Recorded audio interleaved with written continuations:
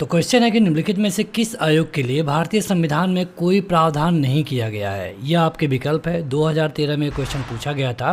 पूछने का मतलब ये है कि इनमें से कौन सा आयोग है जिसके बारे में संविधान में चर्चा नहीं की गई है। तो ये है आपका योजना आयोग। आप देखेंगे कि अधिकतर चीज़ें जो कि संविधान के मुताबिक बनाई गई है, लेकिन योजना आयोग को केवल एक कानून ला करके बना दिया गया।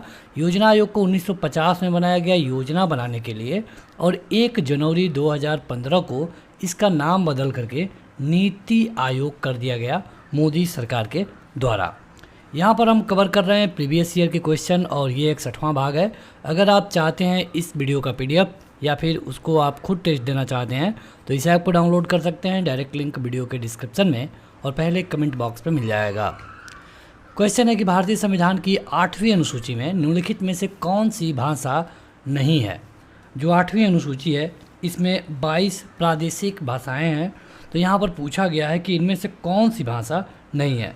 अब देखिए जो 22 भाषाएं हैं उसमें क्या क्या है, तो असमिया है, बांग्ला है, गुजराती है, इसके अलावा हिंदी है, ठीक, उर्दू है, इसके अलावा कन्नड़ है, काश्मीरी है, उसके अलावा मराठी है, मलयालम है, उड़िया है, पंजाबी, संस्कृत भी है, तमिल है, उसके अलावा सिंधी, कोंकणी, मणिपुरी, नेपाली, बोडो, डोगरी, मैथिली, संथाली।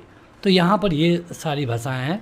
लेकिन आपने देखा जो लिस्ट हमने आपको बताया उसमें इंग्लिश नहीं था, यानी आपका उत्तर हो जाएगा कि जो 8वीं अनुसूची है जिसमें 22 भाषाएं रखी गई हैं उसमें इंग्लिश नहीं है। ये क्वेश्चन 2013 में पूछा गया था। भारतीय संविधान के किस अनुच्छेद में सरकारी रोजगार में नागरिकों के लिए समान अवसरों का प्रावधान है। ये आपके विकल्प हैं। 2013 का ये क्वेश्चन है। यह है आपका सही उत्तर अनुच्छेद 16। आर्टिकल 16 में बताया गया है कि जो भी सार्वजनिक रोजगार होंगे उसमें जो समानता होगी रखी जाएगी। अगला क्वेश्चन है कि जहाँ कोई कानून नहीं होता वहाँ कोई स्वतंत्रता नहीं होती। यह किसने कहा था। जहाँ पर कोई कानून नहीं होता, ये कहा गया था जॉन लॉक के द्वारा। जॉन लॉक ने कहा था कि नागरिकता सरकार का दूसरा निबंध है और जहाँ पर भी आपको स्वतंत्रता चाहिए वहाँ पे कानून जरूरी है। अगला क्वेश्चन है कि संविधान के किस धारा के तहत कोई भी व्यक्ति मूलभूत अधिकारों के हनन का मामला सीधे उच्चतम न्यायालय में उठा सकता है। मतलब किसी व्यक्ति के अगर मूलभूत अधिकार का हनन होता है तो सीधे सुप्रीम कोर्ट में जा सकता है। ऐसा किस धारा के तहत संभव है। तो ये है धारा 32 के तहत। देखिए धारा 32 में क्या होता है कि जब भी किसी व्यक्ति के मूलभूत अधिकार का हनन होता है तो सीधे सुप्रीम कोर्ट में जा सकता है। और इस यहाँ पर आप देखेंगे कि कई तरह के प्रावधान किए गए हैं। ये क्वेश्चन 2013 में LDC परीक्षा में पूछा गया था। निम्नलिखित में से किन अनुच्छेद या फिर अनुच्छेदों को आपातकाल के दौरान स्थगित नहीं किया जा सकता है। देखिए यहाँ पर जो आपातकाल लगता है इमरजेंसी, ये 3 तरह की लगती है, 352, 356 और 360। जब इमरजेंसी लगाई जाती है खास करके 352, तो वहाँ पर जो आपके कुछ अधिकार होते हैं उनको सस्पेंड कर दिया जाता है। लेकिन जब इमरजेंसी लगी होगी उस समय भी कुछ आपके अधिकार हैं जो कि सस्पेंड नहीं होते हैं। CGL टायर 1 2017 का यह क्वेश्चन है। तो यहाँ पर सही उत्तर होगा 20 और 21। 20 और 21 क्या होता है कि कभी भी अगर कोई इमरजेंसी लगी है तब भी इसको सस्पेंड नहीं किया जाता है। अगला है कि मनुष्य एक सामाजिक प्राणी है। ये आपने कई बार सुना होगा, लेकिन ये किसने कहा है ये आपको बताना होगा इस क्वेश्चन का उत्तर। तो एक व्यक्ति थे जिनका नाम था अरस्तु और उनकी एक बुक थी और इसका नाम था पॉलिटिक्स। पॉलिटिक्स में उन्होंने लिखा था कि मनुष्य एक सामाजिक प्राणी है। अगला क्वेश्चन है कि भारतीय संविधान का कौन सा अनुच्छेद संसद को नागरिकता का अधिकार विनियमित करने की शक्ति देता है। मतलब संसद आपके नागरिकता के नियम को बना सकता है, बिगाड़ सकता है। तो ये पावर कौन सा आर्टिकल देता है। ये देता है आर्टिकल 11। आर्टिकल 11 में जो संसद है उसको पावर मिलता है नागरिकता के बारे में कानून बनाने के लिए। IPC का निम्न में से कौन सा अनुच्छेद अप्राकृतिक यौन संबंध से संबंधित है। IPC के बारे में पूछा गया है। IPC मतलब होता है भारतीय दंड संहिता, जो कि 1860 से शुरू की गई और यहाँ पर है धारा 377। धारा 377 में अप्राकृतिक यौन संबंध को परिभाषित किया गया है। अगला क्वेश्चन है कि भारतीय संविधान के किन संशोधन अधिनियम के द्वारा पंचायती राज व्यवस्था को संवैधानिक दर्जा दिया गया है। पंचायती राज व्यवस्था जो कि सन 1959 में शुरू की गई, और यहाँ पर आपसे पूछा गया है कि किस संवैधानिक संशोधन के द्वारा इसको संवैधानिक दर्जा दिया गया। ये क्वेश्चन आप देख सकते हैं कितने बार पूछा गया है। तो ये किया गया था 73वें संविधान संशोधन के द्वारा। कब? तो 1992 में। ये क्वेश्चन आप कई बार देखेंगे, कई बार बदल बदल के ये क्वेश्चन पूछा जाता है। तो ये आप याद रखिए कि राजस्थान से शुरू किया गया, जो दूसरा राज्य था ये आंध्र प्रदेश था। अगला क्वेश्चन है कि लोकसभा और राज्यसभा में लोकपाल बिल और अधिक सख्त संशोधनों के साथ कब पारित किया गया था। यह आपके विकल्प है। 2014 में पूछा गया था। देखिए, लोकपाल की मांग बहुत पहले से ही हो रही थी और लगभग 46 साल के बाद लोकसभा को ऐतिहासिक बनाया गया 2013 में। दिन था 18 दिसंबर, यानी कि आपका उत्तर हो जाएगा सेकंड वाला। MTS 2014 का ये क्वेश्चन है।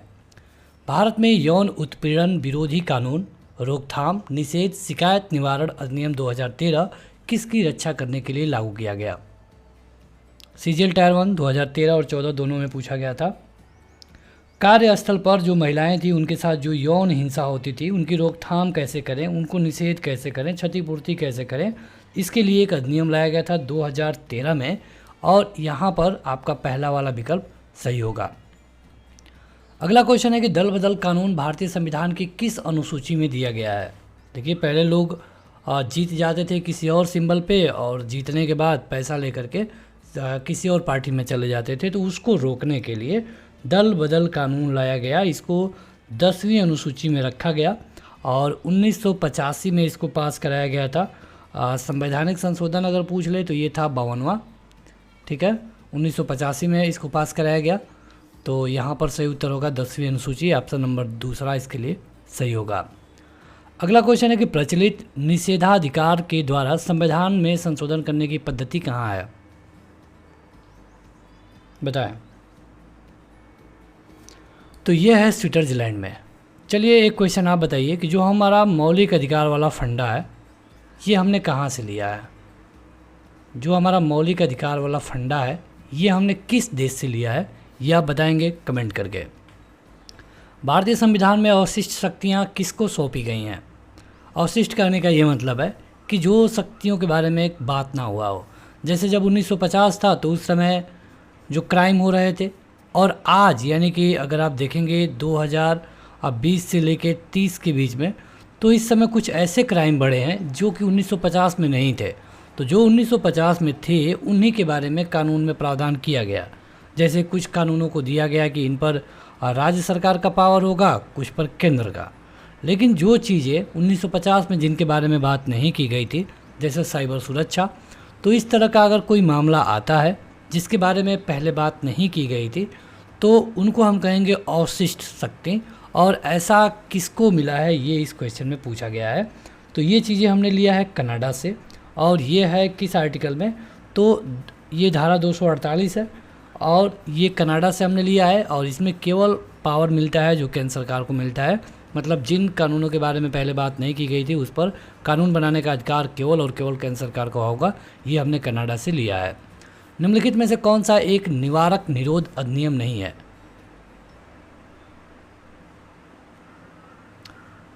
यहाँ पर देखिए, आतंकवादी विध्वंसकारी गतिविधि यानी जिसको हम टाडा बोलते थे, तो यह एक निवारक अधिनियम है।